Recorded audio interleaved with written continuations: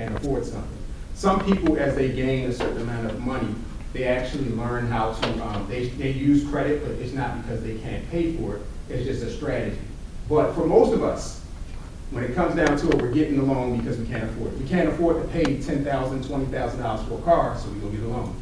We can't afford to pay $100,000, $200,000, $300,000 for a house, so we go get a loan.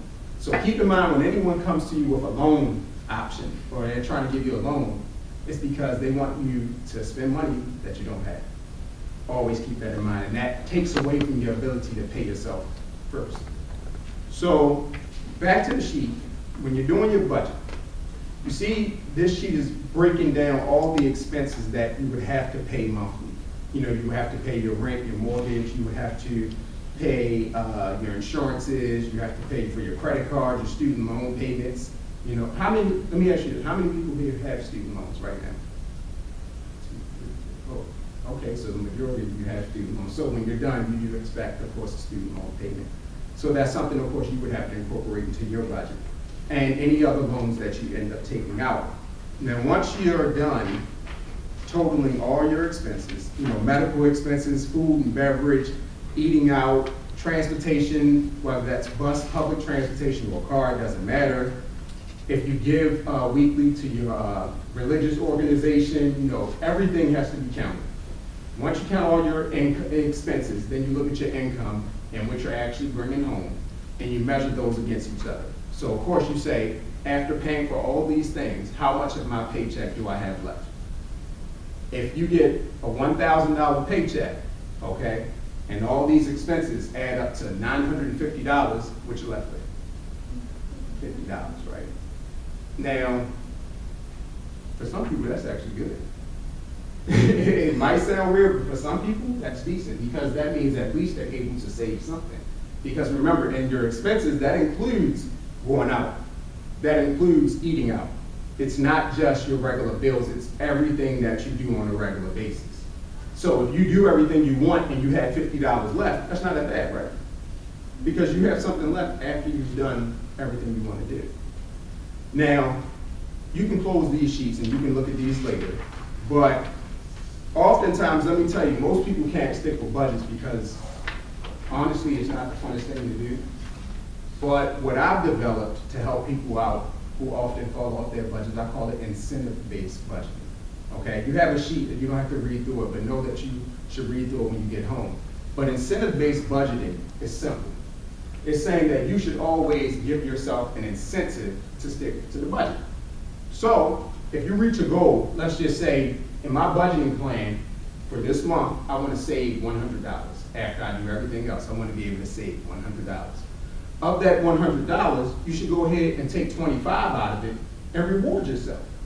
So you still have 75, but you didn't save everything. You did reward yourself with a little bit. And why do you think we should incentivize, give ourselves incentives? Because guess what? We've been getting incentives since we were children. The first time you did something right, you got a treat. You might have got some candy, you might have got some money. Same thing for getting good grades.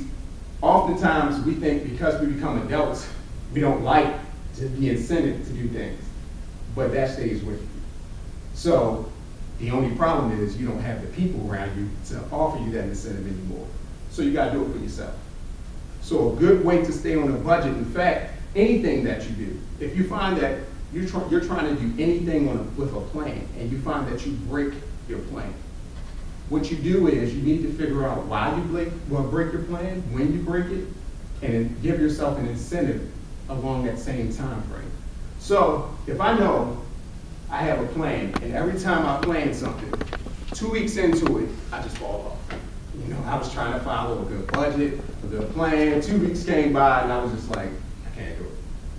Well, at that 2 week period, you need to go ahead and put an incentive in there for you to stick with it. That way, you're doing it, and you're not just saying, I'm doing it to do it, I'm doing it because it's right, but you're saying, okay, I get rewarded. And that's also paying yourself first. See, it's the same thing, but it's a little different. So if anytime you guys begin budgeting, just make sure you incent yourself. Because if you don't, a lot of times people fall off budgets. It happens. This kind of reminds me, this might be a little warped, Mm-hmm. but of like budgeting, it seems like dieting. Mm-hmm.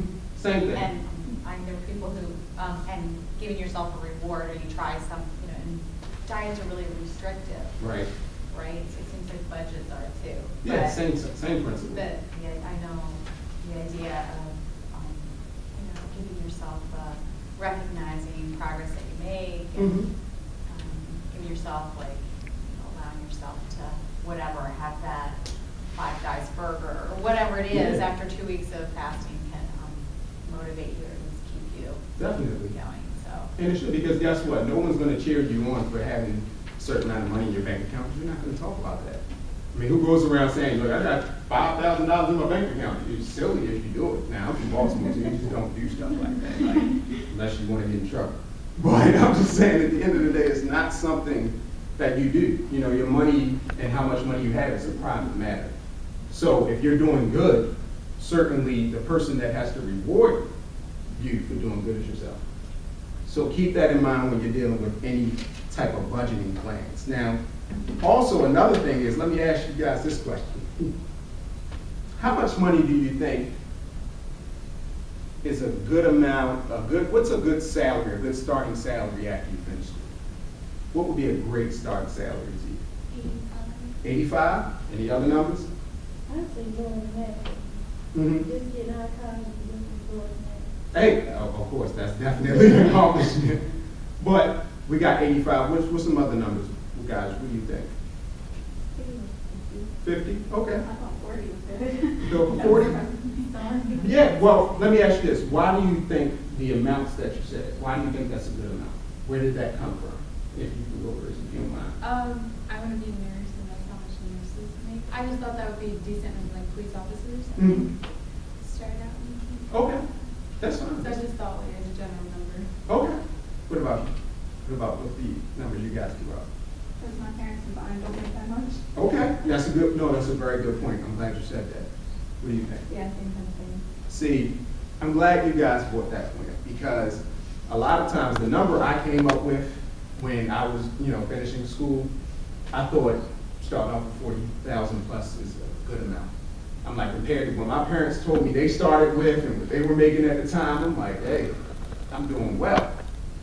But the problem is we can't go off of what our parents say, because the economy changes so much over time. So even 10 years from now, where 40,000 may have been a good amount, not that it's bad, but it was a really good amount about 10 or so years ago. Today, totally different. I mean, there's gas prices are much higher than it was then, food prices are much higher, housing is much higher. So it's not, I've been told going through school, if you make 50,000 a year, I was being told if you make this certain amount a year that you're gonna be doing well, like that means you're well off. Well, unfortunately, when we get to real, we have to erase all of that. And we have to look at what the numbers are and what's good versus what's not as good as it used to be. For example, I'll tell you, 80,000, let's start with 44,000. I'm gonna start with that because that's the national average for starting salaries for college graduates. So 44,000 is the national average. So we're just gonna go with 44,000. If you had $44,000 or you were making that per year, all of you single or anyone married? Everybody single? Okay, just have to make sure. Okay, anybody have any dependents at this point? No? So it's just you guys. That means that you pay more taxes than anybody else out of your paycheck when you first get it. It's just how it is. It means you're claiming single, zero. So after you pay for your benefits, after your taxes come out, you lose about 35% of your check yearly. I know, kind of sucks, but if you don't pay your taxes, you're going to jail. So you need to pay your taxes. But if that was $45,000, that means that per year you're bringing home about $29,200, okay? If it was 50,000, that's 32, and if it was 80,000, that's 52,000 per year that you're bringing home after all your taxes are paid and your Social Security is paid for, Medicare. These are things that automatically are going to come out your paycheck.